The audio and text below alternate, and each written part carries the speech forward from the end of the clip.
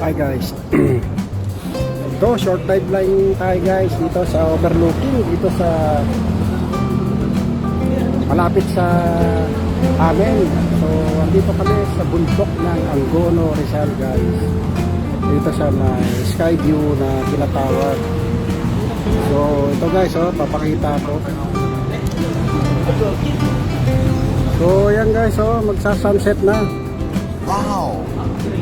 Yan.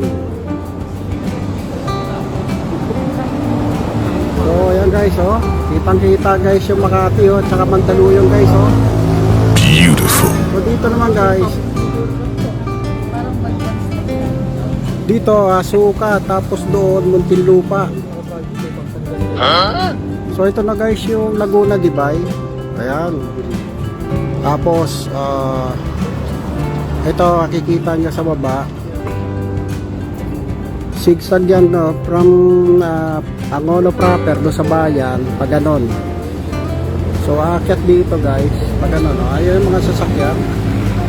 Tapos aakyat yan guys dito. Tapos paikot dito. Tapos dito sa likod ko ang labas. So mayroong kon dito, ayun dahil sasakyan sa baba, aakyat. So yun grabe, ang ganda ng sunset guys, kaso natakpan na ng ulap.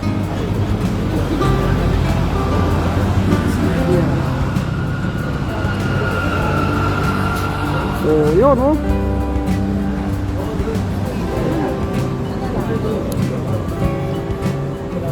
so yun guys, kami nagmerienda dito, nagmerienda dito sa isang lugar dito sa may overlooking. Ito, Cafe Infinito guys, itong pinunta namin. Pero doon sa bandang itaas, marami pa doon. Yan, nagpamerienda yung anak kong panganay. Sagot daw niya, kala ko sasagot. Buti, sabi niya, yan na, kasi isa lang daw kami hit ng kapatid na bunso. So asa na ba sila? Ayun guys, sa kanto yun, dalawa nakatayo. Sana all. So yun,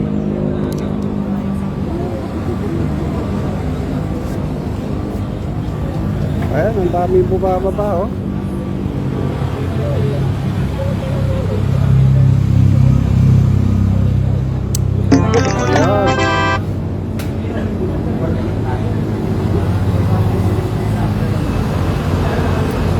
ito guys, ang Laguna Dibay.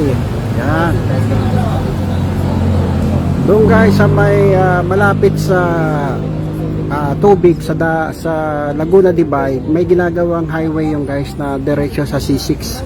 Very So pag good. natapos yung guys, lahat ng pupunta ng C6 palabas ng South Expressway, dito na dadaan. So yan, hanggang kuan Binangonan. Tapos diretso pa yan guys, pagka kuan tuloy-tuloy na yan hanggang Santa Cruz. Laguna, paikot dyan sa Dibay, sa Lawa. Yan. Yun. So comment lang guys. Ayan. Sa isa na kayo, maggalawang camera ko. O yun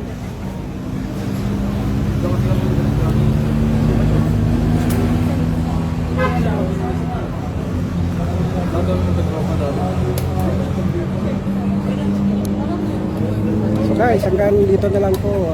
Yun, short live lang So papaalam na kami. Paalam.